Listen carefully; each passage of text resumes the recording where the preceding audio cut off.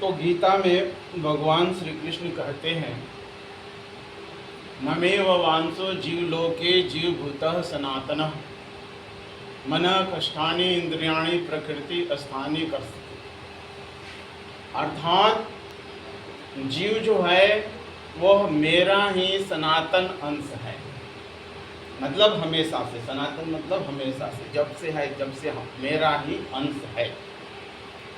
मनः कष्टानि इंद्रियाणि प्रकृति अस्थानि कर्षति। लेकिन वह अपने आप को इंद्रिया मन बुद्धि मानने के कारण, अर्थात उसमें तादात्म्य होने के कारण वह अपने को शरीर मान बैठा है, और शरीर मानने के कारण उसमें जन्म और मृत्यु के चक्र में चल रहा है। सुख और दुख के उसमें भटकता रहता है। लेकिन वह मेरा ही सनातन अंश है। अपने को शरीर मानने के कारण वो मरने जीने का भी बोध करता है, सुख दुख का भी बोध करता है। अब ये जो अपने आप को जो वो शरीर मान लिया है, मन बुद्धि इंद्रियों मान रखा है, उसका कारण क्या है? तो कहते हैं कि मोह निद्रा, उसको कहते हैं, अध्यात्म में कहते हैं मोह निद्रा। मोह निशाचर पालनहारा देखें स्वप्न अनेक प्रकार। मोह निद्रा में जीव जो है मोह निद्रा में सोया हुआ। ये मोह निद्रा क्या है? मोह निद्रा है जैसे आंख तो खुली हुई है, हमारे सामने सब दिख रहा है, लेकिन पहचान कुछ भी नहीं है। सत्य की पहचान नहीं है कि क्या सत्य है क्या असत्य है। आंख खुली हुई है, सब कुछ देख रहा हूं, लेकिन कुछ भी नहीं देख पा रहा हूं। बोलते हैं ना कि कण कण में भगवान है। आप लोग देख पाते क्या? आपके अंदर है, देख पा रहे हैं क्या? हाँ तो बोल रहे हैं, लेकिन देख नहीं पा रहे। इसका कारण क्या है? आप मोह निद्रा में, अज्ञानता आपको ढक रखा है। जैसे कि दीपक तो जल रहा है, लेकिन किसी चीज से वो ढक तो उसको, तो उसका प्रकाश दिखाई नहीं देगा। उसी तरह से हमारा ज्ञान क्या है? मोह निद्रा से ढका हुआ है। और इसका कारण क्या है? मोह निद्रा। और इसका कारण क्या है? वासना कहते हैं। अब वासना किस रूप में बने? वासना मतलब इच्छा। वासना मतलब इच्छा। अब इच्छा कहाँ से आती है? कहाँ इसका वास स्थान है? तो कहते हैं कि विषयों में, इंद्रियों में, मन में, बुद्धि में, अहंकार में, ये इच्छा का स्थान है। ये कामना का स्थान है। इसमें छुपा हुआ अहंकार के अंदर। देखो ना, बहुत लोग मैंपन की भावना रहते, अहंकार के लिए काम करते, बहुत अहंकार, मैं ये कर दूंगा, मैं ये कर दूंगा, ऐसा कर दूंगा। तो जहाँ जितना अहंकार होता है वहाँ उतना जड़ता होती है। जड़ता समझते हैं? यानी कि जड़ के साथ संबंध, उसका संसार के साथ बहुत ज्यादा संबंध रहता है। जिसमें जितना अहंकार होगा उसका उतना ज्यादा संसार के साथ संबंध होगा।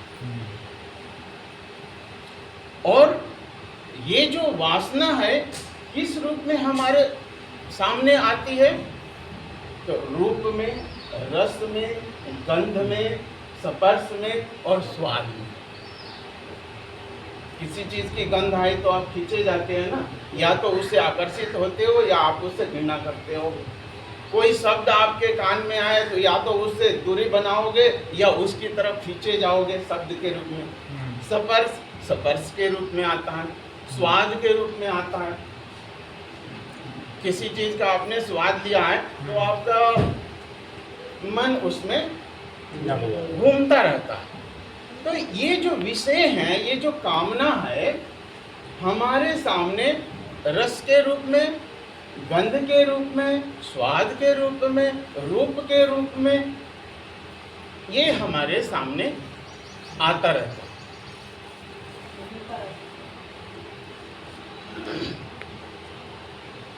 अब ये है कि जब हम संसार में हैं और इसको मृत्यु लोक कहा गया है,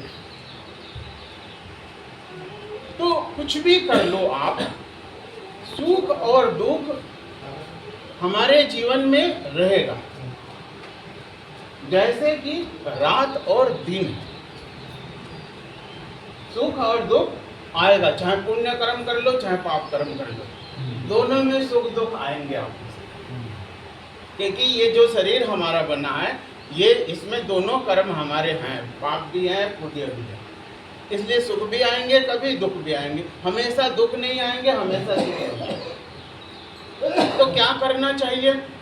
तो कहते हैं कि दुख को दूर करने के लिए भगवान से प्रार्थना नहीं करनी चाहिए, दुख को सहन करना चाहिए। क्योंकि प्रार्थना करने से दुख दूर नहीं होगा, क्योंकि दुख तो है यहाँ पर हर कर्म के साथ। हाँ, जिनकी उम्र 70-80 साल हो गई, देखो खाते खाते दांत घिस गए हों, दांत खराब हो गए, अभी इसको क्या कहोगे? क्योंकि कर्म तो आप लोग कहोगे कि हमने कर्म हमेशा अच्छा किया, फिर भी दांत तो घिस गए ना, तो होगा ऐसा।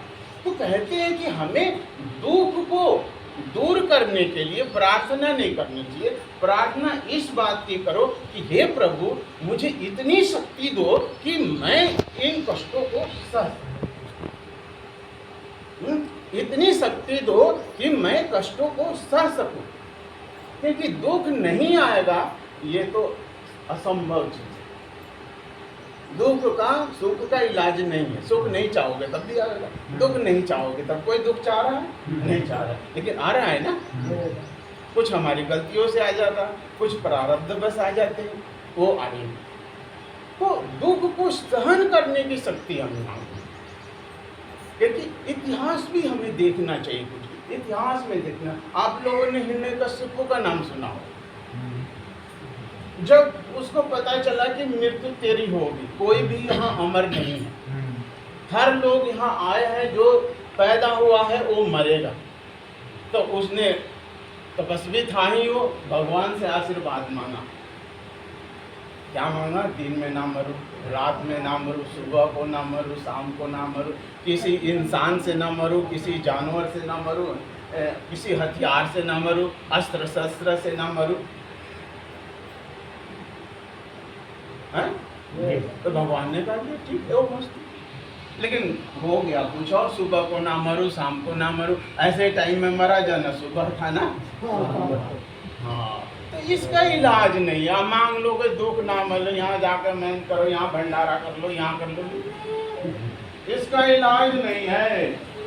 इसका यही इलाज है कि अब सहन करने की शक्ति, उसको सहो, तो आगे का जो आपका जीवन होगा वो सुखमय, आगे का जीवन सुखमय है। क्योंकि जो प्रारब्ध था वो कट गया, निकल गया।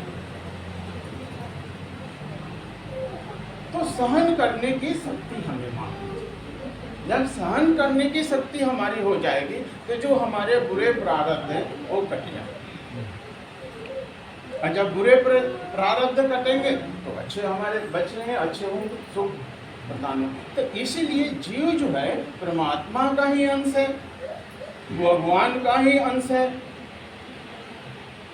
कि दुख क्यों पा रहा है? दुख इसलिए पा रहा है क्योंकि वो अपने को शरीर मान रहा है।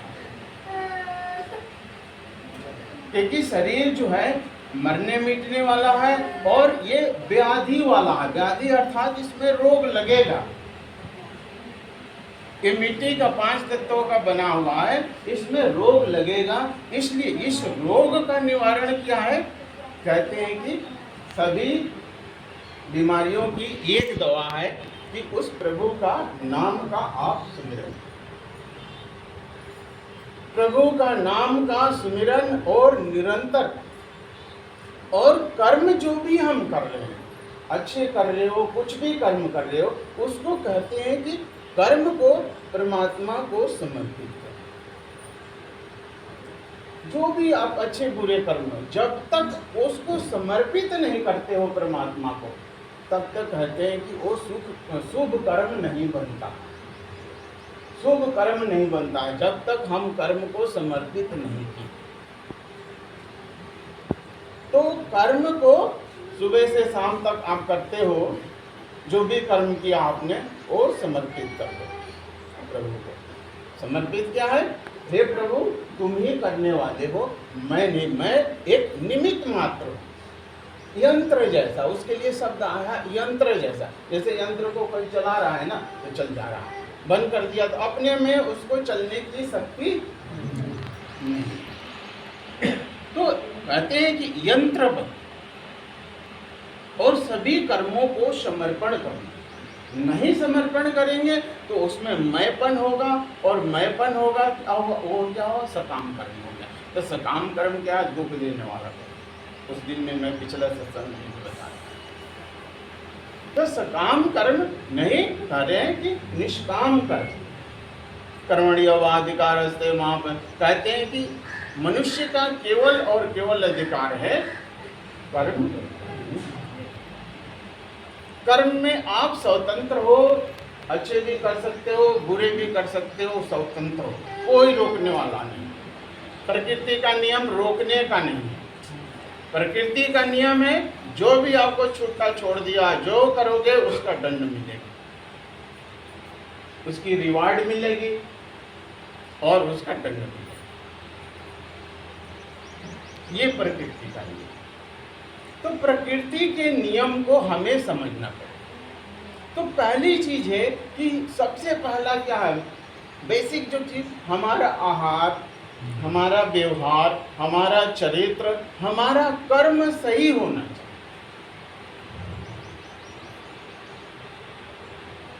अब सही कर्म क्या है? सही कर्म हम किसको समझेंगे, किसको कहेंगे कि सही कर्म? तो सही कर्म के लिए शास्त्र को समझना होगा, शास्त्रों को जानना पड़ेगा कि शास्त्र क्या कहता है। जैसे आप किसी कंपनी का कोई मोबाइल लेते हो या कोई सामान, जटिल सामान जिसको आप चलाना नहीं जानते हो, तो उसमें एक पर्ची आती है। उस जिस पैकेट में रहता है एक पर्ची आती है, वो पर्ची में उसके चलाने का सिस्टम लिखा हुआ होता है, उसका विवरण लिखा के क्या क्या करना है, क्या कौन सी स्विच दबानी है तो क्या होगा क्या नहीं। ये जो मशीन है ये किसने बनाया है? ये ईश्वर का बनाया हुआ। तो इसकी पर्ची कहाँ है? शास्त्र है। कैसे आपका आहार हो, कैसे आपका व्यवहार हो, कैसा आपका चरित्र हो, ये सब लिखा होगा। तस्माम शास्त्र प्रमाणम ते कार्य कार्यो व्यवस्थित। शास्त्र ही इसका प्रमाण है और कुछ प्रमाण नहीं है।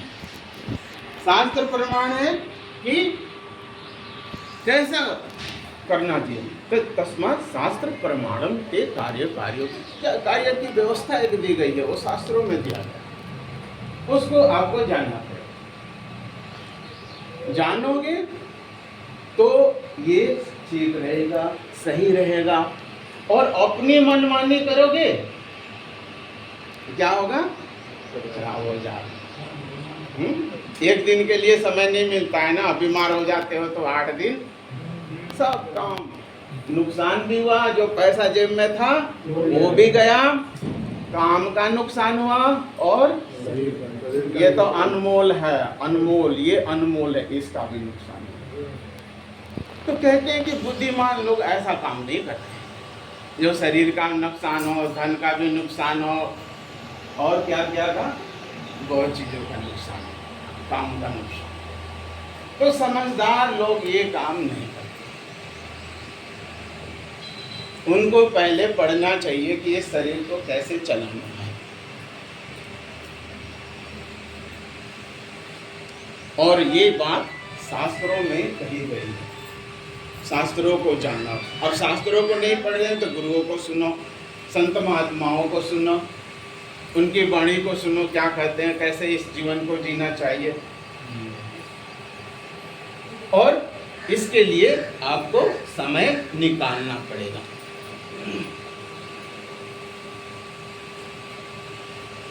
अब शरीर के लिए ये शरीर है, इसे भी ठीक रखने के लिए कुछ आसन कर लो, कुछ प्राणायाम कर लो, कुछ एक्सरसाइज कर लो, जिससे कि ये शरीर ठीक रहे। विचारों को ठीक करने के लिए तो ये विचार जो दिया जा रहा है, इस शरीर को ठीक करने के लिए कुछ आसन प्राणायाम है, उसको करो तो शरीर स्वस्थ रहेगा। ये 24 घंटे हैं, इसमें ही सभी कुछ करना पड़ेगा।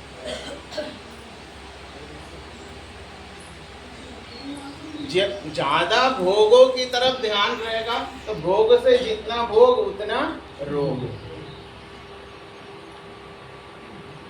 इसलिए इस चीज को, ये जीवन की कुंजी है, इसे समझना पड़ेगा। जीवन की कुंजी जब तक नहीं समझोगे ना, अपनी मनमानी जीवन, अपनी मर्जी का जीवन, वो किसी न किसी दिन जाके, किसी दिन शरीर का हो रहा, किसी दिन जाके वो मानसिक बीमारी में। तो मानसिक बीमारी बहुत खतरनाक होती है। शरीर का तो थोड़ा बहुत इलाज भी जल्दी हो जाता, मानसिक बीमारी हो गई तो इलाज नहीं होता। इसलिए कम से कम वहाँ तक हमें नहीं जाने देना है इसको। ज़्यादा करके अपने आप को जो लोग समझदार समझते हैं, उनको देखा जाता है कि मानसिक बीमारी हो जाती है। तो अब ये कैसे समझ में आएगी बात? एक दिन के सत्संग से नहीं आएगी समझ। इसके लिए कहते हैं कि बहुकाल जब किना सत्संगा तभी होई सब संशय भंगा। एक लंबे समय तक जब हम सत्संग सुनेंगे, तब ये जो भ्रम है कि कैसे जीवन जीना चाहिए, या मैं जी रहा हूँ वही ठीक है, या इसका कुछ और तरीका है, ये जब भी समझ में आएगा जब हम लंबे समय तक सत्संग सुनेंगे, स्वाध्याय करेंगे, उसका मनन करेंगे, उसका चिंतन करेंगे, तब वो चीजें हमें समझ में आएगी। एक बार दो बार के सुनने से नहीं आएगी।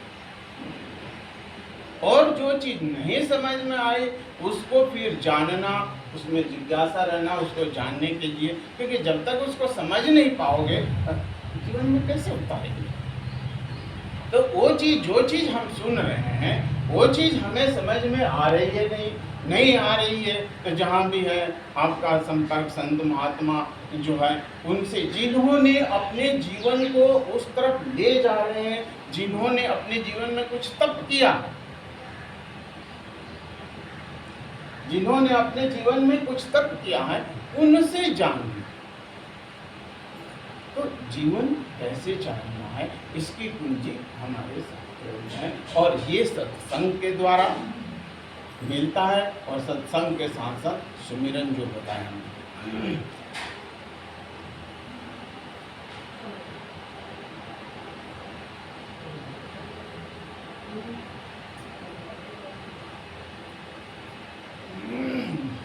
आ रही बात समझ में?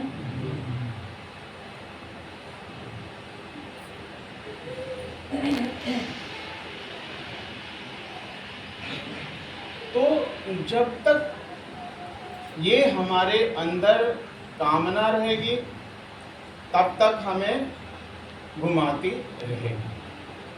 तो कामना का त्याग तो नहीं करना है, लेकिन कामना का आश्रय का त्याग करना है, उस पर हमें निर्भर नहीं रहना। प्रेमानंद जी महाराज हैं, एक बहुत सुंदर बात कहते हैं कि मान लो एक महल है 84 लाख दरवाजों का, 84 लाख दरवाजों का एक महल है, और सारे दरवाजे बंद हैं, एक दरवाजा खुला है,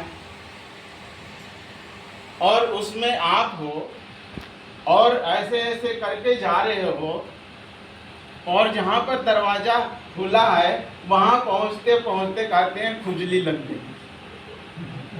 खुजली लग गई, ये खुजली क्या है? विषय वासनाओं की खुजली। अब इसलिए वासनाओं की खुजली लग गई तो वो दरवाजा जहाँ निकलना था आगे को चले गए, क्योंकि आँख तो दिख नहीं रही थी, आँख तो है नहीं, अंधे हो, मुँह निशा में पड़े हुए, तो ऐसे ऐसे करके जा रहे थे, और जहाँ दरवाजा निकलना था वहाँ लगी खुजली, अब खुजलाने लग गए, फिर आगे को निकल गए। अब आगे को निकल गए, फिर 84 लाख, क्या पता फिर वहाँ आए, फिर खुजली लग जाए। ये खुजली क्या है? विषय वासनाओं की खुजली। आश्चर्य तो इस बात की है कि कुछ लोग बोलते हैं कि खुजली बढ़ाने की दवा दो। कुछ लोग ऐसे भी हैं कि बोलते हैं खुजली बढ़ाने की दवा दो, मिटाने की नहीं। तो ये तो शास्त्र तो खुजली मिटाने की बात करते हैं, खुजली बढ़ाओगे तो समस्या तो और बढ़ेगी ना। तो हमारी हालत उसी की तरह है, जहां निकलना था ये मनुष्य योनि है, मनुष्य योनि में क्या है, मुक्ति के लिए, निकलने के लिए, और यही दरवाजा खुला है, बाकी तो सब योनियों में दरवाजा बंद है। यही एक मनुष्य की योनि है जिसमें दरवाजा खुला है, और इसमें क्या होता है, हम और भी ज्यादा विषय वासनाओं में लग जा रहे हैं। अब देखो, मनुष्य की योनि है जो सबसे ज्यादा विषयों का भोग कर रही है, संसार का सबसे ज्यादा भोग कर रही है, जबकि ये योनि भोग के लिए नहीं मिला हुआ है, ये योनि योग के लिए मिला है, मुक्ति के लिए मिला हुआ है। लेकिन हम इसके क्या चल रहे हैं, विपरीत चल रहे हैं, भोगों में चल रहे हैं। तो ये जो है, ये कहते हैं संत महात्मा लोग, शास्त्र कहता है कि ये दरवाजा खुला हुआ है, निकल जाओ, और नहीं निकलोगे तो फिर 84 लाख का, और फिर भी आए क्या पता, फिर खुजली लग गई, फिर खुजली लग गई, फिर चक्कर खत्म। जब समस्या आती है ना, ऐसे तो नॉर्मल जब जीवन चलता है ना, कोई प्रॉब्लम नहीं है, तो कोई ज़्यादा उन्हीं, लेकिन जब समस्याएं आ जाती है ना, तो उस समय सब याद आता है। तो वो कहते हैं ना, भगवान सुख में सुमिरन सब करे, कबीरदास जी कहते हैं ना, सुख में सुमिरन सब करे, दुख में करे ना कोई। नहीं, दुख में सुमिरन सब करे, सुख में करे ना कोई, और सुख में सुमिरन करे तो दुख आए तो हम सुख में भूल जाते हैं, और जब दुख आता है ना तब याद करते। तो ये सुनना भी, भगवान भी वही सुनते हैं जब आपके जीवन में कुछ तप हो। आप कोई बात सामने रख लोगे तो नहीं सुनाई पड़ेगी, क्योंकि उस वहां तक बात उन्हीं की पहुंचती है जिन्होंने अपने जीवन में कुछ तप किया।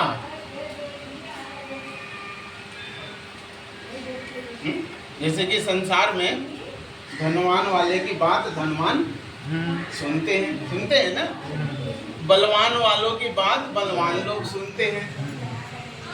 उसी तरह से परमात्मा से आपका अगर संबंध है और बहुत मजबूत है, तब भी आपकी अर्जी वहाँ सुनाई पड़ेगी, नहीं तो आप लाख दुआ मांग लो, कोशिश भी कर लो, सुनाई नहीं पड़ेगी। फिर आप कहोगे कि अरे परमात्मा इतना निर्दयी है, अगर परमात्मा होते तो सुनते हमारी।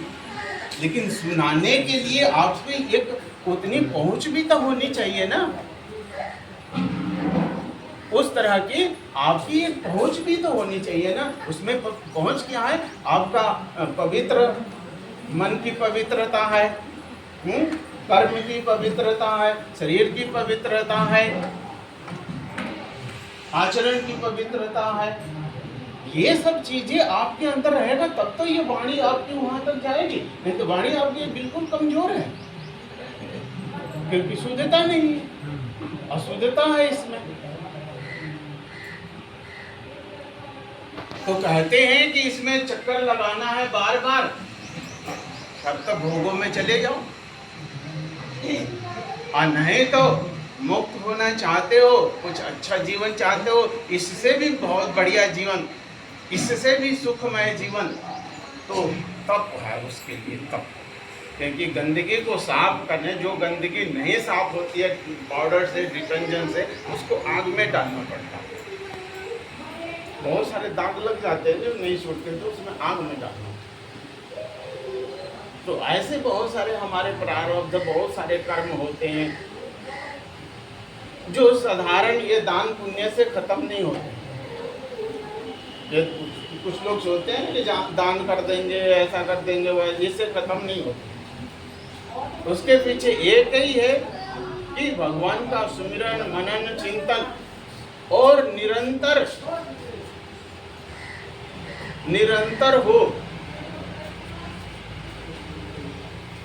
अब है कि आप लोग गृहस्थ हैं, तो ये 2 समय की साधना से नहीं आपका काम चलेगा। 2 समय भजन कर लेने से इससे काम नहीं चलने का। आपको काम करते करते भजन करना। आपका 2 समय से नहीं होगा, 10 मिनट 5 मिनट 20 मिनट कर लिए, इससे नहीं होगा। आप जो संसार में लगे हुए हैं ना, उसमें ही अपना कीर्तन करते रहो, इष्ट मंत्र गुनगुनाते रहो, क्योंकि कर्मों की जो परत है ना, कर्मों की जो परत है वो बहुत मोटी है। ये साधारण चीजों से खत्म नहीं होने का। इसलिए इसको कहा गया है श्वास श्वास में जिस भी काम में लगे हुए हो, उस काम के साथ साथ सुमिरन करो। सुमिरन में क्या दिक्कत है? अब तो वीडियो है, वीडियो कोई काम कर रहे हैं, अपना वीडियो लगा दिया, अपना जेब में रख लिया, सुन रहे हैं। कहीं से भी श्रवण से, मनन से, चिंतन से उस परमात्मा से हमें जुड़े रहना। उस परमात्मा से हमें जुड़े रहना, तब होगा। यानी कि थोड़ा बहुत कर लिया सुबह सुबह 10-20 मिनट तो नहीं। तो कार्यों को बोलते हैं ना कि कर्म ही पूजा है। तो कर्म कौन सा कर्म पूजा है? आप लोग कर रहे हो वो कर्म पूजा नहीं है। हर कर्म को भगवान की पूजा मान के करें, तब वह कर्म पूजा बनता है। ऐसे साधारण कर्म पूजा नहीं बनता है। जब हम प्रभु को साक्षी मान के कर्म कर रहे हैं कि मैं उनके लिए ही कर्म कर रहा हूँ, उनके लिए ही कर्म कर रहा हूँ, वही कर्म करने वाले, और इससे भी अच्छा भाव है कि वही करने वाले हैं। मैं तो एक मात्र यंत्र मात्र हूँ, यंत्र के जैसा हूँ मैं, करने वाले वही है। तो जीव जो है यह मोह निशा में बंधा हुआ है,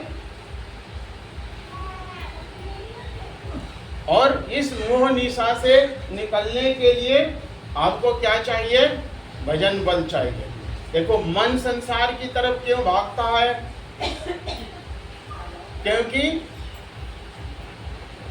इंद्रियां, मन, बुद्धि, अहम, इन चारों का निर्माण प्रकृति से हुआ है, यानी कि संसार से हुआ है।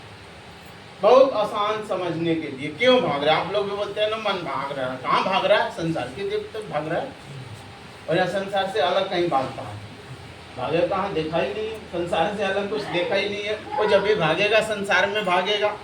तो संसार में भागता क्यों है? क्योंकि वो संसार से बना हुआ है। जो चीज जिस चीज से बनी हुई होती है, विज्ञान यही है, वो उधर जाए। जैसे कि पानी यहाँ गिरा हो तो सोता इधर को जाए। तो कोई भी बता, इसमें इंजीनियरिंग नहीं, कोई भी बता देगा कि डाउन इधर को, एकदम बता दे कि इधर को डाउन में जा रही है, क्योंकि उसका स्रोत जो है समुद्र है। और समुद्र कहाँ है? यहाँ से नीचे, इतना तो पता है ना, यहाँ से नीचे। और उसका सोर्स जो है कहाँ से आया है? वो समुद्र से आया है, इसलिए वही जाए। इसलिए जितनी हमारी इंद्रियां हैं, शरीर है, ये संसार से बना हुआ है। और जो मैं हूँ, हम लोग क्या शरीर को ही मैं मान रखा है, शरीर मैं नहीं हूँ। जो चेतना है वो परमात्मा से बना हुआ है। तो चेतना तक हमारी पहुँच नहीं है। जहाँ तक हमारी पहुँच है वो तो सब संसार को जाने वाला है, तो इसलिए संसार की तरफ जाएगा वो, इसलिए संसार की तरफ जाता है। अब ये है कि उससे आपको अच्छा काम लेना है, क्योंकि पशु पंछी सब जा रहे हैं। जो स्कूल कॉलेज में नहीं जा रहा है वो भी वो काम कर रहा है, उसको कहीं पढ़ाई करने की कोई ज़रूरत नहीं है। रोटी का भी शिकार बढ़िया करता है, छुप के कैसे करेगा उतना आप भी नहीं कर सकते हो। ऐसे ही छुप जाएगा कि आप वहीं हैं, आपको पता नहीं चलेगा।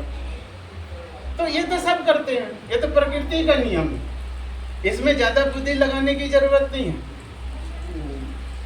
अब जब हम आत्म तत्व हैं, हम जो मैं जो वह चेतना है, वहां तक हमारी पहुंच नहीं होने के कारण संसार की तरफ जाना। अब इससे ये जितनी है जो संसार की चीजें है, इससे विशेष काम लेना है। मतलब ये पशु पंक्षी से हमें ऊपर उठना, पशु पंक्षी से ऊपर उठना, तो क्या करना पड़ेगा? जैसे कि पानी को ऊपर चढ़ाना है तो क्या करना पड़ेगा? मोटर लगाना पड़ेगा। ऐसे नहीं जाएंगे। चारों तरफ का जो छिद्र है उन छिद्रों को बंद करना पड़ेगा। मान लो मोटर तो चला दिया लेकिन खुला हुआ है सारा, तो नहीं जाने गिर जा, तो चारों तरफ के छिद्र बंद करने पड़ेंगे और फिर मोटर चालू करो। तो वहाँ टंकी में भर दिया, 2 दिन 4 दिन इस्तेमाल करो। उससे भी ज़्यादा है, पावर हाउस बनाना चाह रहे हो, उससे बड़ा काम लेना है। उसी तरह से बड़ा काम लेना चाहते हो। ये पशु पंक्षी तो सब कर रहे हैं जो आप भोग कर रहे हो। इससे उठकर बड़ा काम करना है तो आपको यंत्र लगाना पड़ेगा, और वह यंत्र क्या है? मंत्र रूपी यंत्र। वह है मंत्र। मंत्र रूपी यंत्र के द्वारा इनको, ये बहिर्गति है ना, इनको इंट्रोवर्टेड करना, एक्सट्रोवर्टेड से इंट्रोवर्टेड, अंदर की तरफ इसको डालना। अब वो है मंत्र की। अब मंत्र क्यों है? क्योंकि मंत्र में मन लगाने से बाहर से उसका आगमन बंद होता है। एक चीज में हमने अपने आप को लगा दिया जो संसार का नहीं है, उस चीज में लगाया जो संसार का नहीं है, तो उसके रूप से ये जो बाहर की गति है, ये गति अंदर की तरफ है। और तब हम अपने मूल स्वरूप को, जो हम भूल करके, अपने मूल स्वरूप को भूल करके हम शरीर अपने आप को मान लिए, फिर उस तत्व तक हम धीरे धीरे पहुंचेंगे। अपने मूल स्वरूप को पहचानेंगे, नहीं तो मूल स्वरूप को नहीं पहचान सकते, क्योंकि इंद्रियां बहिर्गति हो जाती है। इसका देखो जितने दरवाजे हैं बाहर की तरफ, तो वह मंत्र रूपी यंत्र से विशेष काम लेना है तब। और नहीं तो ये जैसे और जीव 84 लाख योनि बता रहे हैं, ऐसे ही भटकते रहना है इसमें भी, तो कोई दिक्कत नहीं है। भटकते कभी रोगे, कभी हंसोगे, कभी परेशानी आएगी, कभी अपनों से, कभी दूसरों से, जग से परेशानी। तो कहते हैं संत महात्मा और हमारे शास्त्र कहते हैं कि इन दुखों से छूटना है, तो इन दुखों से छूटना है तो राम नाम रूपी, राम नाम मणि दीप धरो, जिह देहरी द्वार, तुलसी भीतर बाहिरो, जो चाहसी उजियार। कहते हैं कि राम नाम अर्थात परमात्मा के नाम को जीव के द्वार पर रखो, यहाँ जिससे अंदर भी प्रकाश जाए और बाहर भी प्रकाश जाए। कौन रखेंगे वो? तो कहते हैं कि वो लोग रखें जो अंदर और बाहर प्रकाश चाहते हैं, जो ये चाहते हैं कि अंदर भी प्रकाश हो, बाहर भी चले। क्या कहते हैं कि जीवा के द्वार पर रखो, क्या अंदर भी जाए और बाहर, जो चाहसी उजियार, जो अंदर और बाहर दोनों तरफ उजाला चाहते।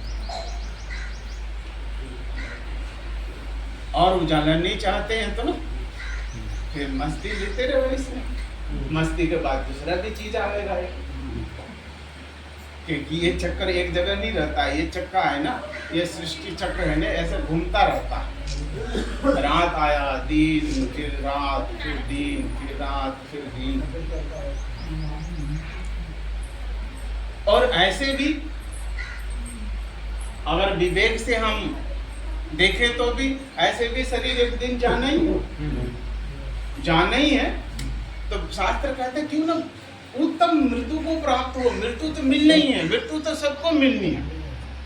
हिरण्यकश्यप, रावण सबको मृत्यु मिली, लेकिन यहाँ कहते हैं कि उत्तम मृत्यु मरना तो है, लेकिन श्रेष्ठ तरह पशु पंछी जैसा नहीं मरना। भोग करे फिर एक दिन राम नाम सत्य हो गया। तो शास्त्र कहता है कि मृत्यु तो निश्चित, जो जन्म में है वो मरेगा, लेकिन उत्तम श्रेष्ठ मृत्यु और श्रेष्ठ मृत्यु को होगी उसका सबसे आसान पहला हम सुने श्रवण, अधिक से अधिक सत्संग हम सुने, फिर उसका मनन करें, फिर उसका चिंतन करें, क्या जो कुछ भी मैं कर रहा हूं वो सही कर रहा हूं।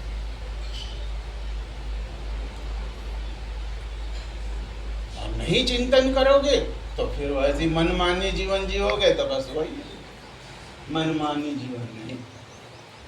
ये जो शरीर मिला है ना, पशु पंक्षी में मनमानी में, उनको स्कूल नहीं है, कॉलेज नहीं है, कोई गुरु नहीं है, उनको छूटा है, जो भी कर लो, किसी के खेत में जाके खा लो, किसी के घर में घुस जाओ, प्रकृति ने छूट दी रखी। और आप लोग भी मनमानी जीवन करोगे तो प्रकृति फिर वहीं पहुंचा देगी, बस चलो भाई जंगल का शेर बन जाओ, ज्यादा खाने पीने में रख रहे जंगल का शेर बना देगा और जंगल में दहाड़ते रहो, या और कोई पशु पंक्षी बना देगा। इसलिए शास्त्र कहता है कि यह जो जीवन है मनमानी के लिए नहीं मिला है, इसमें संयम और नियम और उत्तम मृत्यु को प्राप्त होना। मृत्यु आनी है तो बढ़िया मरेगा, क्योंकि एक चीज तो निश्चित है कि मरना, तो फिर अच्छी मृत्यु हो। अच्छी मृत्यु का मतलब ये नहीं है कि एसी में मरे। हाँ, आप लोग सोचते होगे ना कि एसी में मरेंगे अच्छी मृत्यु, या पोते पोतिया मेरे खाट के चारों तरफ चक्कर लगा रहे हैं तो अच्छी मृत्यु। अच्छी मृत्यु का मतलब वो नहीं। अच्छी मृत्यु मतलब उसका परिणाम अच्छा, उसका परिणाम अच्छा, मृत्यु का परिणाम अच्छा, जहाँ है वहां से ऊपर श्रेष्ठ की तरफ जाए।